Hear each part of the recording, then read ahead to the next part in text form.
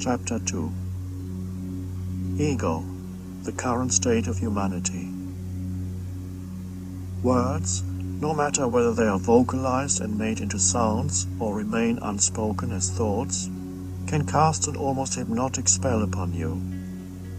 You easily lose yourself in them, become hypnotized into implicitly believing that when you have attached a word to something, you know what it is. The fact is, you don't know what it is. You have only covered up the mystery with a label. Everything, a bird, a tree, even a simple stone, and certainly a human being, is ultimately unknowable. This is because it has unfathomable depths. All we can perceive, experience, think about is the surface layer of reality, less than the tip of an iceberg. Underneath the surface appearance, everything is not only connected with everything else, but also with the source of all life out of which it came. Even a stone, and more easily a flower or bird, could show you the way back to God, to the source, to yourself.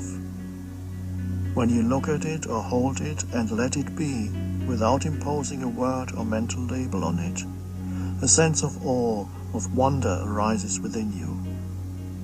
Its essence silently communicates itself to you and reflects your own essence back to you. This is what great artists sense and succeed in conveying in their art. Van Gogh didn't say, "That's just an old chair." He looked and looked and looked. He sensed the beingness of the chair. Then he sat in front of the canvas and took up the brush. The chair itself would have sold for the equivalent of a few dollars. The painting of that same chair today would fetch in excess of $25 million. When you don't cover up the world with words and labels, the sense of the miraculous returns to your life that was lost a long time ago when humanity, instead of using thought, became possessed by thought. A depth returns to your life. Things regain their newness, their freshness. And the greatest miracle is the experiencing of your essential self as prior to any words, thoughts, mental labels and images. For this to happen, you need to disentangle your sense of I, of beingness, from all the things it has become mixed up with, that is to say, identified with. That disentanglement is what this book is about. The quicker you are in attaching verbal or mental labels to things, people, or situations, the more shallow and lifeless your reality becomes, and the more deadened you become to reality, the miracle of life that continuously unfolds within and around you. In this way, cleverness may be gained, but wisdom is lost, and so are joy, love, creativity, and aliveness. They are concealed in the still gap between the perception and the interpretation. Of course, we have to use words and thoughts. They have their own beauty. But do we need to become imprisoned in them? Words reduce reality to something the human mind can grasp, which isn't very much. Language consists of 5 basic sounds produced by the vocal cords. They are the vowels A, E, I, O, U. The other sounds are consonants produced by air pressure, S, F, T, and so on. Do you believe some combination of such basic sounds could ever explain who you are, or the ultimate purpose of the universe, or even what a tree or stone is in its depths? The illusory self. The word I embodies the greatest error and the deepest truth, depending on how it is used. In conventional usage, it is not only one of the most frequently used words in the language, together with the related words me, my, mine, and myself, but also one of the most misleading. In normal everyday usage, I embodies the primordial error, a misperception of who you are, an illusory sense of identity. This is the ego. This illusory sense of self is what Albert Einstein, who had deep insights not only into the reality of space and time but also into human nature, referred to as an optical illusion of consciousness. That illusory self then becomes the basis for all further interpretations, or rather misinterpretations of reality, all thought processes, interactions and relationships. Your reality becomes a reflection of the original illusion. The good news is, if you can recognize illusion as illusion, it dissolves. The recognition of illusion is also its ending. Its survival depends on your mistaking it for reality. In the seeing of who you are not, the reality of who you are emerges by itself. This is what happens as you slowly and carefully read this and the next chapter, which are about the mechanics of the false self we call the ego. So what is the nature of this illusory self? What you usually refer to when you say I is not who you are. By a monstrous act of reductionism, the infinite depth of who you are is confused with the sound produced by the vocal cords, or the thought of I in your mind, and whatever the I has identified with. So what do the usual I and the related me, my or mine refer to? When a young child learns that a sequence of sounds produced by the parent's vocal cords is his or her name, the child begins to equate a word, which in the mind becomes a thought, with who he or she is. At that stage, some children refer to themselves in the third person. Johnny is hungry. Soon after, they learn the magic word I and equate it with their name, which they have already equated with who they are. Then other thoughts come and merge with the original I thought. The next step are thoughts of me and mine to designate things that are somehow part of I. This is identification with objects, which means investing things, but ultimately thoughts that represent things, with a sense of self, thereby deriving an identity from them. When my toy breaks or is taken away, intense suffering arises. Not because of any intrinsic value that the toy has. The child will soon lose interest in it, and it will be replaced by other toys, other objects, but because of the thought of mine. The toy became part of the child's developing sense of self, of I. And so as the child grows up, the original I thought attracts other thoughts to itself. It becomes identified with a gender, possessions, the sense-perceived body, the nationality, race, religion, profession.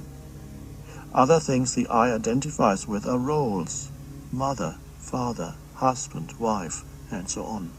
Accumulated knowledge or opinions, likes and dislikes, and also things that happened to me in the past, the memory of which are thoughts that further define my sense of self as me and my story. These are only some of the things people derive their sense of identity from. They are ultimately no more than thoughts held together precariously by the fact that they are all invested with a sense of self. This mental construct is what you normally refer to when you say I. To be more precise, most of the time it is not you who speaks when you say or think I, but some aspect of that mental construct, the egoic self. Once you awaken, you still use the word I, but it will come from a much deeper place within yourself.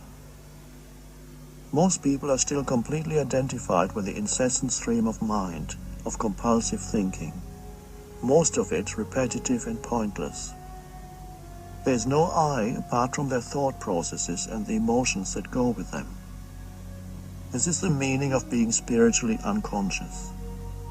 When told that there's a voice in their head that never stops speaking, they say, "What voice?" or angrily deny it, which of course is the voice, is the thinker, is the unobserved mind. It could almost be looked upon as an entity that has taken possession of them. Some people never forget the first time they disidentified from their thoughts and thus briefly experienced the shift in identity from being the content of their mind to being the awareness in the background. For others, it happens in such a subtle way they hardly notice it, or they just notice an influx of joy or inner peace without knowing the reason. The voice in the head. That first glimpse of awareness came to me when I was a first-year student at the University of London. I would take the tube, the subway, twice a week to go to the university library, usually around 9 o'clock in the morning, towards the end of the rush hour. One time, a woman in her early 30s sat opposite me. I had seen her before a few times on that train. One could not help but notice her. Although the train was full, the seats on either side of her were unoccupied, the reason being, no doubt, that she appeared to be quite insane.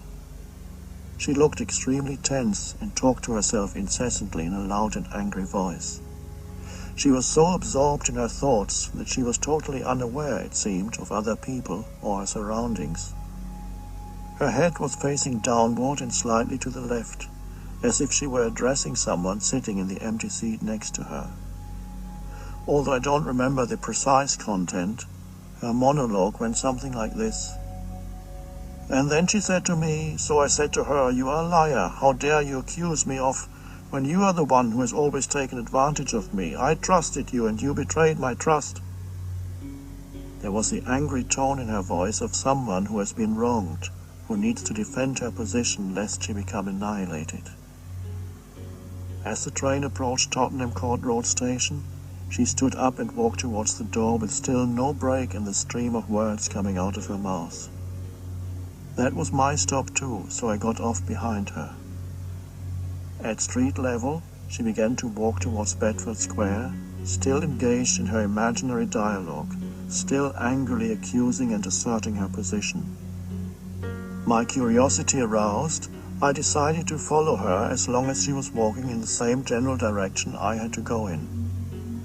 Although engrossed in her imaginary dialogue, she seemed to know where she was going.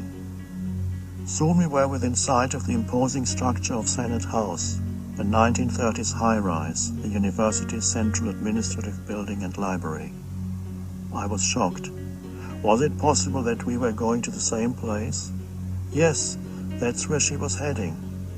Was she a teacher, a student, an office worker, a librarian? Maybe she was some psychologist's research project. I never knew the answer. I walked 20 steps behind her, and by the time I entered the building, which ironically was the location of the headquarters of the Mind Police in the film version of George Orwell's novel 1984, she had already been swallowed up by one of the elevators. I was somewhat taken aback by what I had just witnessed. A mature first-year student at 25, I saw myself as an intellectual in the making, and I was convinced that all the answers to the dilemmas of human existence could be found through the intellect, that is to say, by thinking. I didn't realize yet that thinking without awareness is the main dilemma of human existence. I looked upon the professors as sages who had all the answers, and upon the university as the temple of knowledge. How could an insane person like her be part of this? I was still thinking about her when I was in the men's room prior to entering the library. As I was washing my hands, I thought, I hope I don't end up like her. The man next to me looked briefly in my direction, and I suddenly was shocked when I realized that I hadn't just thought those words, but mumbled them aloud. Oh my God, I'm already like her, I thought. Wasn't my mind as incessantly active as hers? There were only minor differences between us. The predominant underlying emotion behind her thinking seemed to be anger. In my case, it was mostly anxiety. She thought out loud. I thought mostly in my head. If she was mad, then everyone was mad, including myself. There were differences in degree only. For a moment, I was able to stand back from my own mind and see it from a deeper perspective, as it were. There was a brief shift from thinking to awareness. I was still in the men's room, but alone now, looking at my face in the mirror. At that moment of detachment from my mind, I laughed out loud. It may have sounded insane, but it was the laughter of sanity, the laughter of the big-bellied Buddha. Life isn't as serious as my mind makes it out to be. That's what the laughter seemed to be saying. But it was only a glimpse, very quickly to be forgotten. I would spend the next 3 years in anxiety and depression, completely identified with my mind. I had to get close to suicide before awareness returned, and then it was much more than a glimpse. I became free of compulsive thinking and of the false, mind-made I. The above incident not only gave me a first glimpse of awareness, it also planted the first doubt as to the absolute validity of the human intellect. A few months later, something tragic happened that made my doubt grow. On a Monday morning, we arrived for a lecture to be given by a professor whose mind I admired greatly, only to be told that sadly he had committed suicide sometime during the weekend by shooting himself. I was stunned. He was a highly respected teacher and seemed to have all the answers.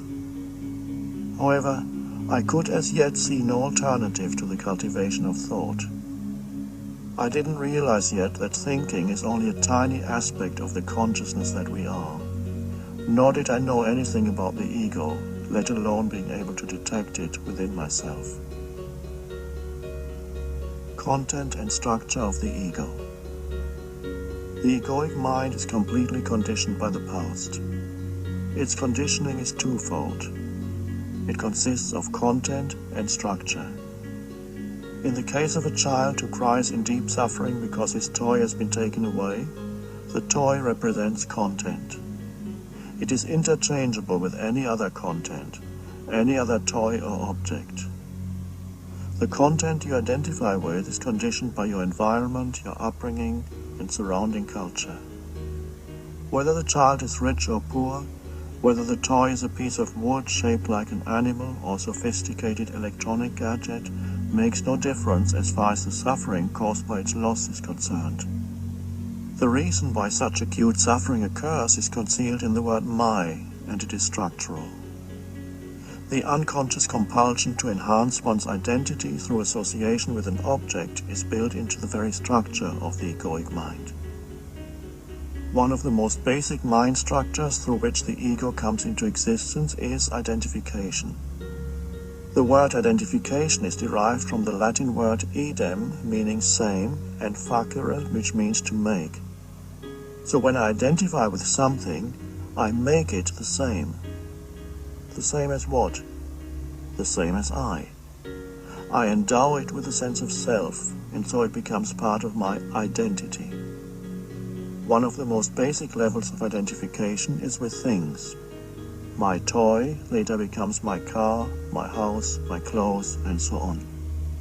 I try to find myself in things, but never quite make it, and end up losing myself in them. That is the fate of the ego. Identification with things.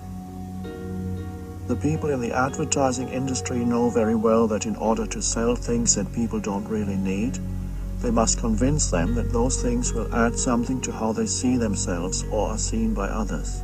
In other words, add something to their sense of self.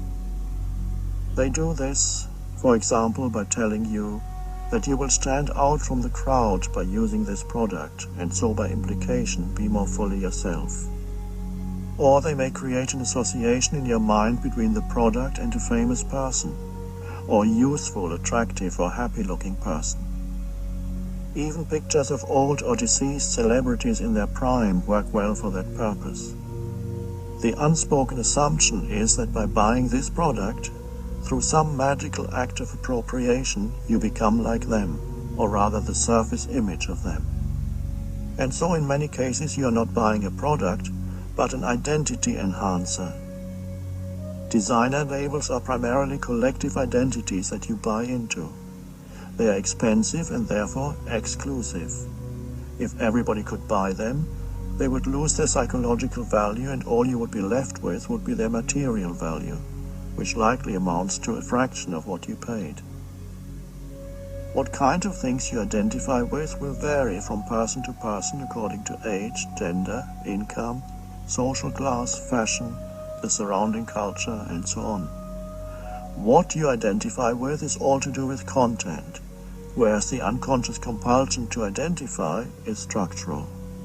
It is one of the most basic ways in which the egoic mind operates. Paradoxically, what keeps the so-called consumer society going is the fact that trying to find yourself through things doesn't work.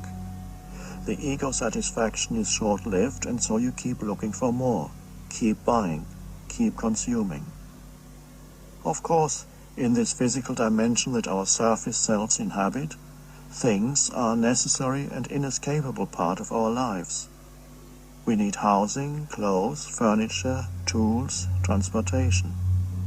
There may also be things in our lives that we value because of their beauty or inherent quality. We need to honor the world of things, not despise it.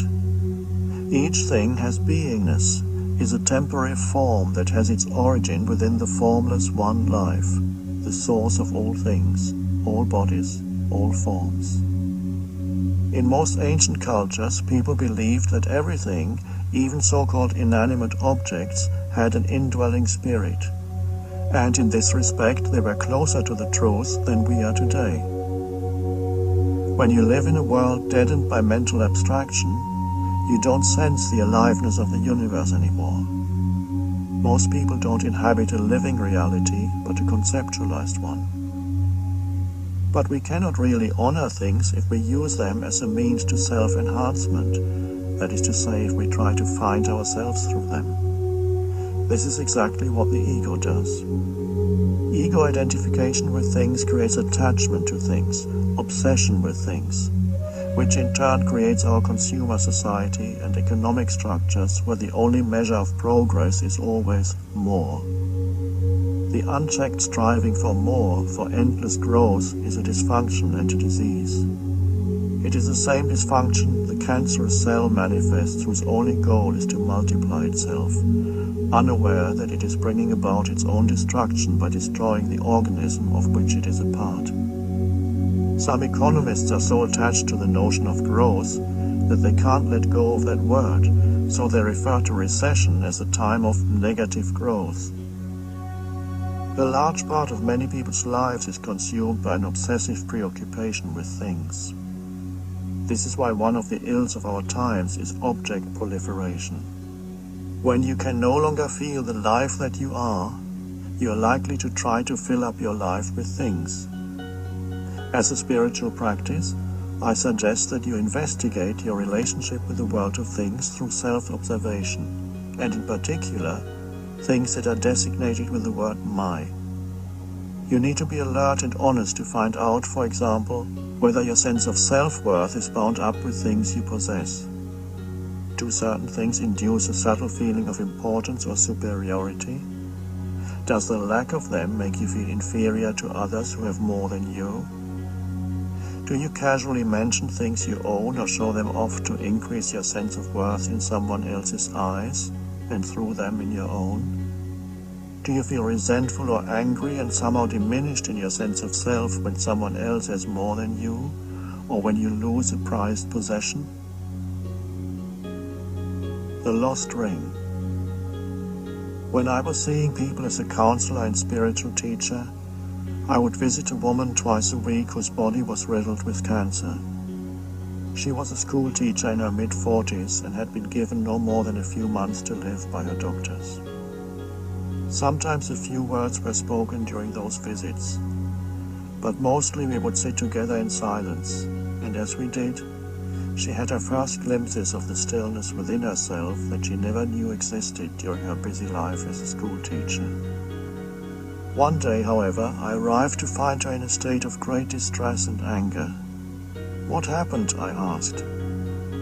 Her diamond ring, of great monetary as well as sentimental value, had disappeared, and she said she was sure it had been stolen by the woman who came to look after her for a few hours every day. She said she didn't understand how anybody could be so callous and heartless as to do this to her. She asked me whether she should confront the woman or whether it would be better to call the police immediately. I said I couldn't tell her what to do, but asked her to find out how important a ring or anything else was at this point in her life. "You don't understand," she said. "This was my grandmother's ring. I used to wear it every day until I got ill and my hands became too swollen. It's more than just a ring to me. How can I not be upset?" The quickness of her response and the anger and defensiveness in her voice were indications that she had not yet become present enough to look within and to disentangle her reaction from the event and observe them both. Her anger and defensiveness were signs that the ego was still speaking through her. I said, "I'm going to ask you a few questions, but instead of answering them now, see if you can find the answers within you. I will pause briefly after each question. When an answer comes, it may not necessarily come in the form of words." She said she was ready to listen. I asked, "Do you realize that you will have to let go of the ring at some point, perhaps quite soon? How much more time do you need before you will be ready to let go of it? Will you become less when you let go of it? Has who you are become diminished by the loss?" There were a few minutes of silence after the last question. When she started speaking again, there was a smile on her face and she seemed at peace. She said, "The last question made me realize something important. First I went to my mind for an answer and my mind said, 'Yes, of course you've been diminished.' Then I asked myself the question again, 'Has who I am become diminished?' This time I tried to feel rather than think the answer. And suddenly I could feel my I amness. I've never felt that before. If I can feel the I am so strongly, then who I am hasn't been diminished at all. I can still feel it now, something peaceful but very alive." "That is the joy of being," I said. "You can only feel it when you get out of your head. Being must be felt. It can't be thought. The ego doesn't know about it because thought is what it consists of. The ring was really in your head as a thought that you confused with the sense of I am. You thought the I am, or part of it, was in the ring. Whatever the ego seeks and gets attached to are substitutes for the being that it cannot feel. You can value and care for things, but whenever you get attached to them, you will know it's the ego.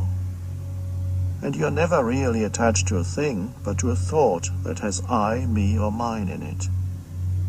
Whenever you completely accept a loss, you go beyond ego, and who you are, the I am, which is consciousness itself, emerges." She said, "Now I understand something Jesus said that never made much sense to me before. If someone takes your shirt, let him have your coat as well." "That's right," I said. "It doesn't mean you should never lock your door. All it means is that sometimes letting things go is an act of far greater power than defending or hanging on." In the last few weeks of her life, as her body became weaker, she became more and more radiant, as if light were shining through her. She gave many of her possessions away, some to the woman she thought had stolen the ring, and with each thing she gave away, her joy deepened. When her mother called me to let me know she had passed away, she also mentioned that after her death they found her ring in the medicine cabinet in the bathroom. Did the woman return the ring, or had it been there all the time? Nobody will ever know.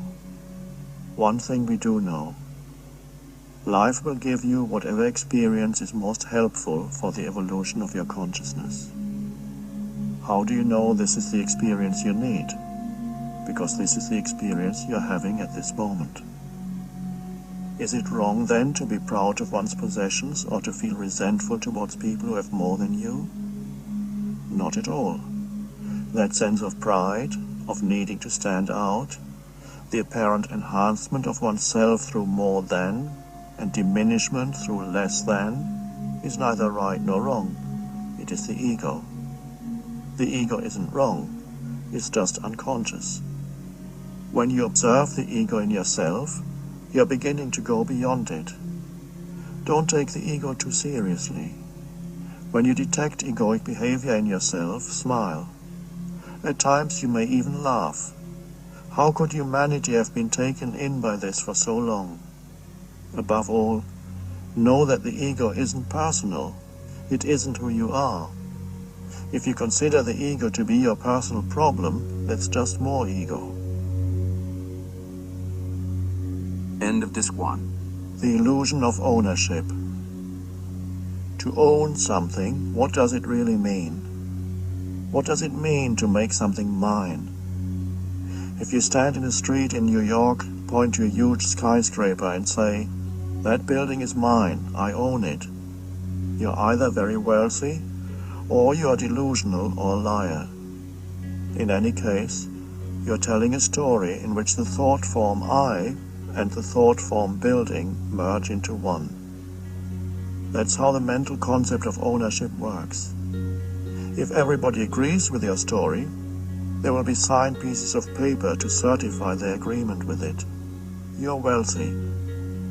If nobody agrees with the story, they will send you to a psychiatrist. You're delusional or a compulsive liar. It is important to recognize here that the story and the thought forms that make up the story, whether people agree with it or not, have absolutely nothing to do with who you are. Even if people agree with it, it is ultimately a fiction. Many people don't realize until they are on their deathbed and everything external falls away that no thing ever had anything to do with who they are. In the proximity of death, the whole concept of ownership stands revealed as ultimately meaningless.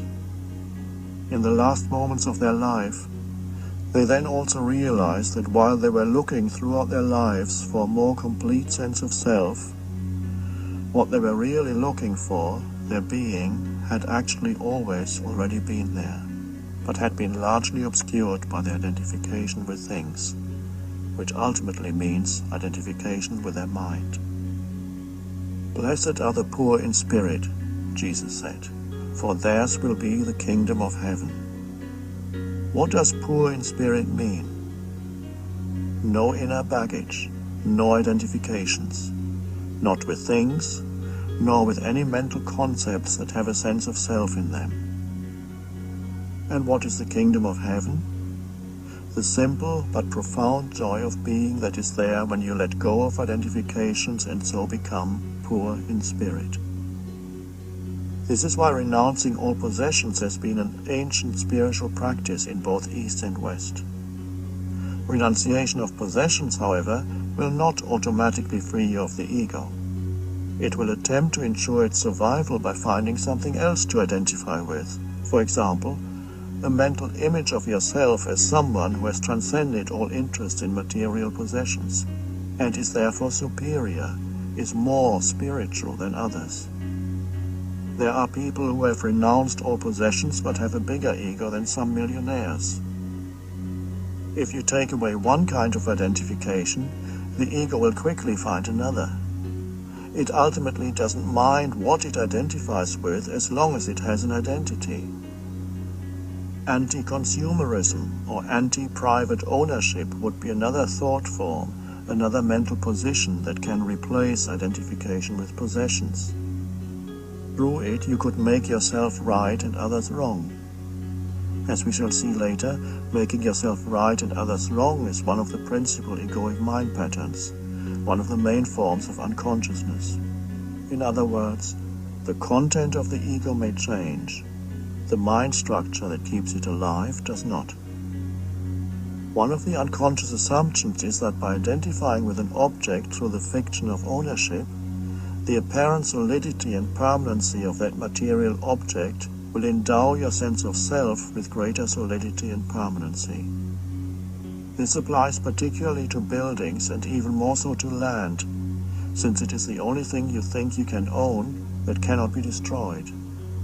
The absurdity of owning something becomes even more apparent in the case of land. In the days of the white settlement, the natives of North America found ownership of land an incomprehensible concept. and so they lost it when the Europeans made them sign pieces of paper that were equally incomprehensible to them. They felt they belonged to the land, but the land did not belong to them. The ego tends to equate having with being. I have, therefore I am. And the more I have, the more I am. The ego lives through comparison. How you are seen by others turns into how you see yourself. If everyone lived in a mansion or everyone was wealthy, your mansion or your wealth would no longer serve to enhance your sense of self. You could then move to a simple cabin, give up your wealth, and regain an identity by seeing yourself and being seen as more spiritual than others. How you are seen by others becomes the mirror that tells you what you are like and who you are. The ego's sense of self-worth is in most cases bound up with the worth you have in the eyes of others. You need others to give you a sense of self. And if you live in a culture that to a large extent equates self-worth with how much and what you have, if you cannot look through this collective delusion, you will be condemned to chasing after things for the rest of your life in the vain hope of finding your worth and completion of your sense of self there.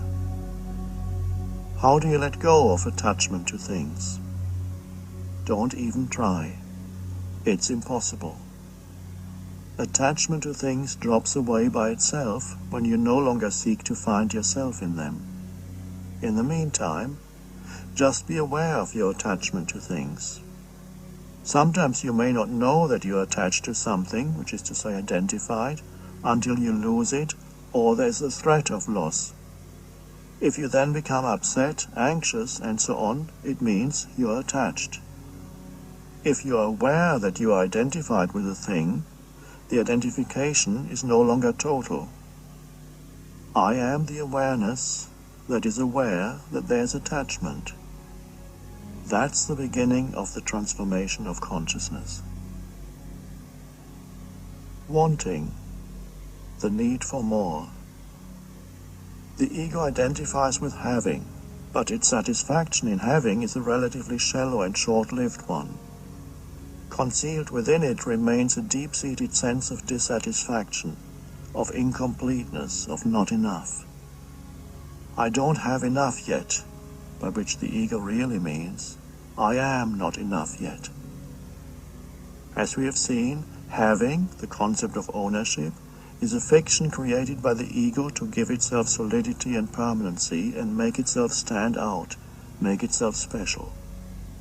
Since you cannot find yourself through having, however, there's another more powerful drive underneath it that pertains to the structure of the ego, the need for more, which we could also call wanting.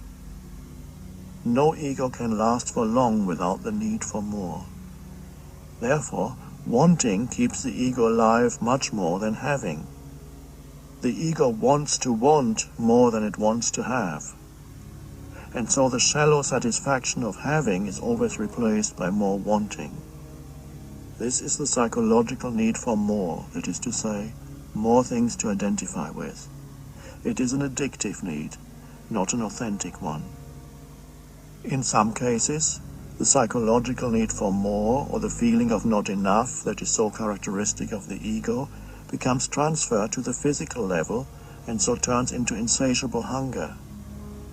The sufferers of bulimia will often make themselves vomit so that they can continue eating. Their mind is hungry, not their body.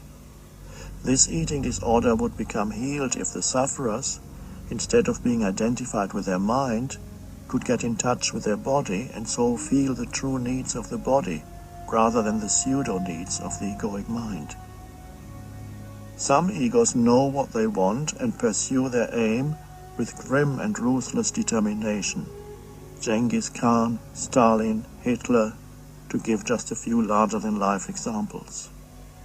The energy behind their wanting, however, creates an opposing energy of equal intensity, which in the end leads to their downfall.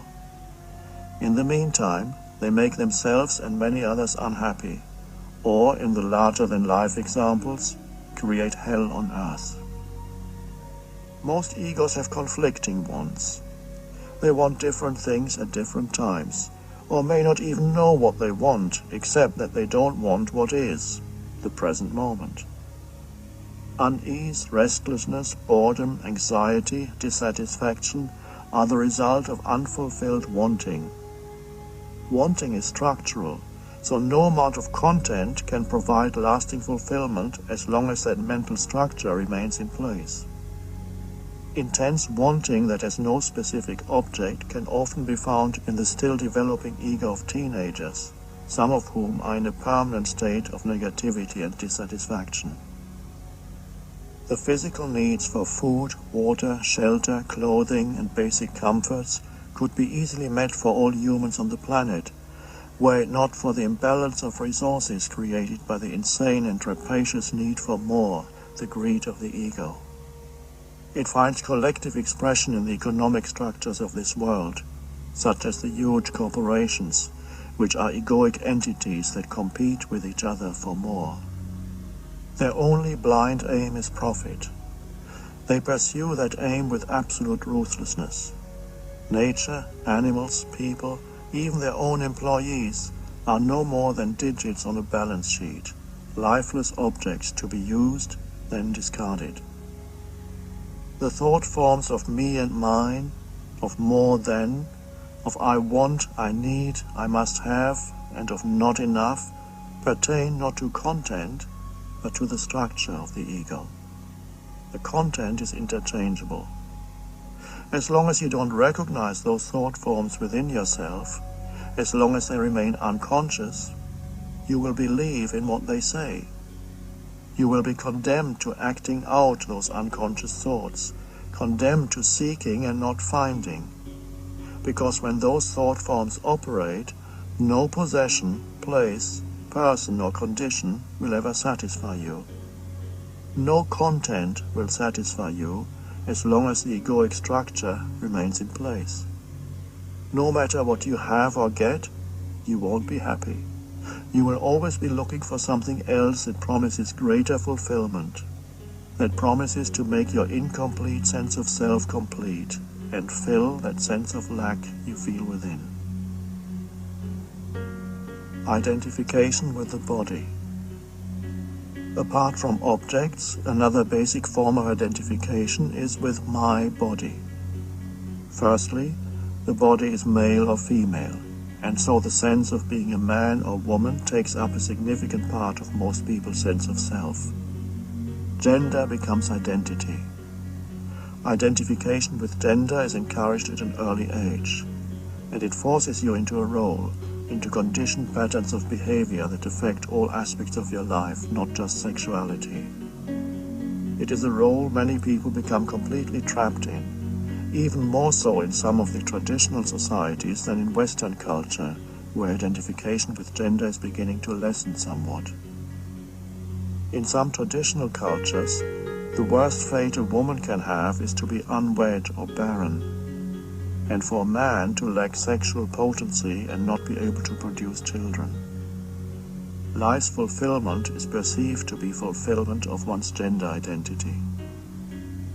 In the West, it is the physical appearance of the body that contributes greatly to the sense of who you think you are. Its strength or weakness, its perceived beauty or ugliness relative to others. For many people, their sense of self-worth is intimately bound up with their physical strength, good looks, fitness, and external appearance. Many feel a diminished sense of self-worth because they perceive their body as ugly or imperfect. In some cases, the mental image or concept of my body is a complete distortion of reality. A young woman may think of herself as overweight and therefore starve herself, when in fact she is quite thin. She cannot see her body anymore. All she sees is the mental concept of her body, which says, I am fat, or I will become fat. At the root of this condition lies identification with the mind.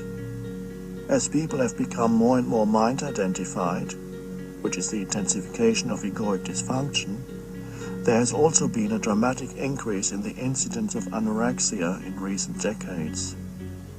If the sufferer could look at her body without the interfering judgments of her mind, or even recognize those judgments for what they are instead of believing in them, or better still, if she could feel her body from within, this would initiate her healing.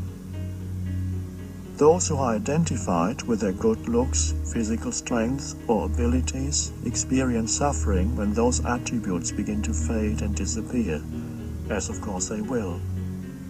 Their very identity that was based on them is then threatened with collapse. In either case, ugly or beautiful, people derive a significant part of their identity, be it negative or positive, from their body. To be more precise, they derive their identity from the I thought that they erroneously attach to the mental image or concept of their body, which after all is no more than a physical form that shares the destiny of all forms, impermanence and ultimately decay. Equating the physical sense-perceived body that is destined to grow old, wither and die with I always leads to suffering sooner or later. To refrain from identifying with the body doesn't mean that you neglect, despise, or no longer care for it. If it is strong, beautiful, or vigorous, you can enjoy and appreciate those attributes while they last. You can also improve the body's condition through right nutrition and exercise. If you don't equate the body with who you are, when beauty fades, vigor diminishes, or the body becomes incapacitated, this will not affect your sense of worth or identity in any way. In fact, as the body begins to weaken, the formless dimension, the light of consciousness, can shine more easily through the fading form. It is not just people with good or near-perfect bodies who are likely to equate it with who they are. You can just as easily identify with a problematic body and make the body's imperfection, illness, or disability into your identity. You may then think and speak of yourself as a sufferer of this or that chronic illness or disability. You receive a great deal of attention from doctors and others who constantly confirm to you your conceptual identity as a sufferer or a patient. You then unconsciously cling to the illness because it has become the most important part of who you perceive yourself to be. It has become another thought form with which the ego can identify. Once the ego has found an identity, it does not want to let go. Amazingly, but not infrequently, the ego in search of a stronger identity can and does create illnesses in order to strengthen itself through them. Feeling the inner body. Although body identification is one of the most basic forms of ego, the good news is that it is also the one that you can most easily go beyond. This is done not by trying to convince yourself that you are not your body, but by shifting your attention from the external form of your body and from thoughts about your body, beautiful, ugly, strong, weak, too fat, too thin, to the feeling of aliveness inside it. No matter what your body's appearance is on the outer level, beyond the outer form, it is an intensely alive energy field. If you are not familiar with inner body awareness, close your eyes for a moment and find out if there is life inside your hands. Don't ask your mind. It will say, "I can't feel anything." Probably it will also say, "Give me something more interesting to think about." So instead of asking your mind, go to the hands directly. By this I mean, become aware of the subtle feeling of aliveness inside them. It is there. You just have to go there with your attention to notice it. You may get a slight tingling sensation at first, then a feeling of energy or aliveness. If you hold your attention in your hands for a while, the sense of aliveness will intensify. Some people won't even have to close their eyes. They will be able to feel their inner hands at the same time as they read this. Then go to your feet. Keep your attention there for a minute or so, and begin to feel your hands and feet at the same time. Then incorporate other parts of the body: legs, arms, abdomen, chest, and so on, into that feeling until you are aware of the inner body as a global sense of aliveness. What I call the inner body isn't really the body anymore, but life energy, the bridge between form and formlessness. Make it a habit to feel the inner body as often as you can. After a while, you won't need to close your eyes anymore to feel it. For example, see if you can feel the inner body whenever you listen to someone. It almost seems like a paradox. When you're in touch with the inner body, you're not identified with your body anymore, nor are you identified with your mind. This is to say, you are no longer identified with form, but moving away from form identification towards formlessness, which we may also call being. It is your essence identity. Body awareness not only anchors you in the present moment, it is a doorway out of the prison that is the ego. It also strengthens the immune system and the body's ability to heal itself. Forgetfulness of being. Ego is always identification with form, seeking yourself and thereby losing yourself in some form. Forms are not just material objects and physical bodies. More fundamental than the external forms, things and bodies, are the thought forms that continuously arise in the field of consciousness.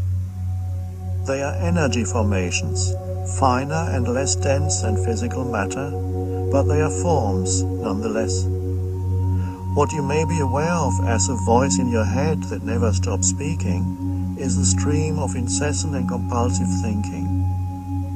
When every thought absorbs your attention completely, when you are so identified with the voice in your head and the emotions that accompany it that you lose yourself in every thought and every emotion, then you are totally identified with form and therefore in the grip of ego. Ego is a conglomeration of recurring thought forms and conditioned mental-emotional patterns that are invested with a sense of I, a sense of self. Ego arises when your sense of beingness, of I am, which is formless consciousness, gets mixed up with form. This is the meaning of identification. This is forgetfulness of being, the primary error, the illusion of absolute separateness that turns reality into a nightmare. From Descartes' error to Sartre's insight. The 17th century philosopher Descartes, regarded as the founder of modern philosophy, gave expression to this primary error with his famous dictum, which he saw as primary truth: I think, therefore I am. This was the answer he found to the question, is there anything I can know with absolute certainty? He realized that the fact that he was always thinking was beyond doubt, and so he equated thinking with being, that is to say, identity, I am, with thinking. Instead of the ultimate truth, he had found the root of the ego, but he didn't know that. It took almost 300 years before another famous philosopher saw something in that statement that Descartes, as well as everybody else, had overlooked. His name was Jean-Paul Sartre. He looked at Descartes' statement, I think, therefore I am, very deeply and suddenly realized, in his own words, the consciousness that says I am is not the consciousness that thinks. What did he mean by that? When you are aware that you are thinking, that awareness is not part of thinking. It is a different dimension of consciousness. And it is that awareness that says, I am. If there were nothing but thought in you, you wouldn't even know you're thinking. You would be like a dreamer who doesn't know he's dreaming. You would be as identified with every thought as the dreamer is with every image in the dream. Many people still live like that, like sleepwalkers, trapped in old dysfunctional mindsets that continuously recreate the same nightmarish reality. When you know you're dreaming, you're awake within the dream. Another dimension of consciousness has come in. The implication of Sartre's insight is profound, but he himself was still too identified with thinking to realize the full significance of what he had discovered. An emerging new dimension of consciousness. The peace that passes all understanding. There are many accounts of people who experienced that emerging new dimension of consciousness as a result of tragic loss at some point in their lives. Some lost all of their possessions, others their children or spouse, their social position, reputation, or physical abilities. In some cases, through disaster or war, they lost all of these simultaneously and found themselves with nothing. We may call this a limit situation. Whatever they had identified with, whatever gave them their sense of self, had been taken away. Then suddenly and inexplicably, the anguish or intense fear they initially felt gave way to a sacred sense of presence, a deep peace and serenity and complete freedom from fear. This phenomenon must have been familiar to St. Paul, who used the expression, "the peace of God which passeth all understanding." It is indeed a peace that doesn't seem to make sense, and the people who experienced it asked themselves, "In the face of this, how can it be that I feel such peace?" The answer is simple once you realize what the ego is and how it works. When forms that you had identified with, that gave you your sense of self, collapse or are taken away, it can lead to a collapse of the ego, since ego is identification with form. When there's nothing to identify with anymore, who are you?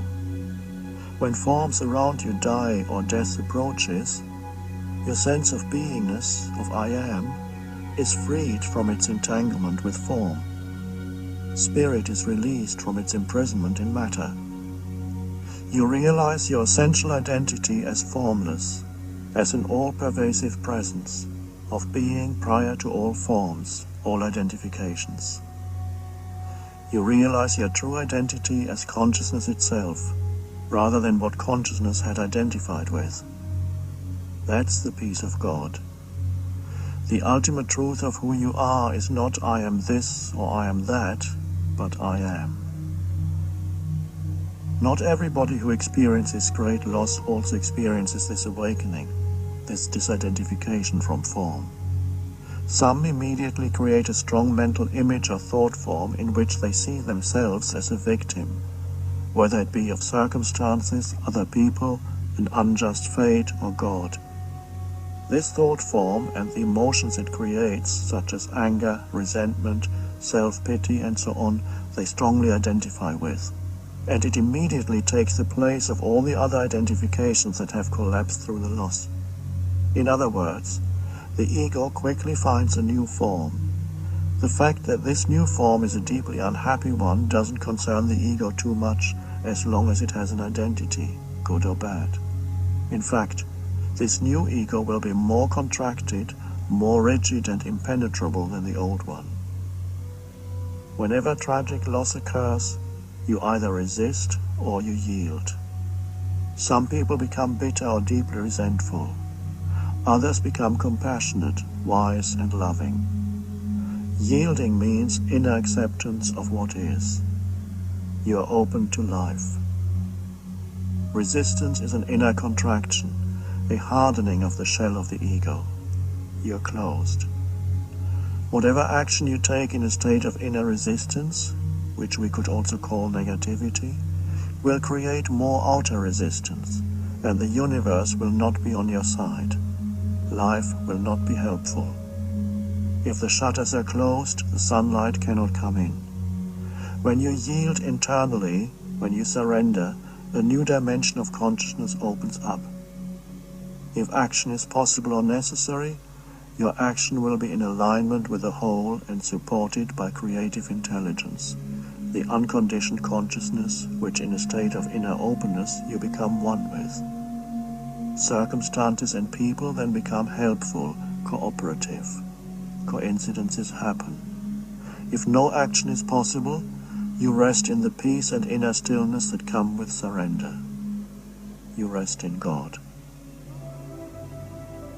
End of chapter 2.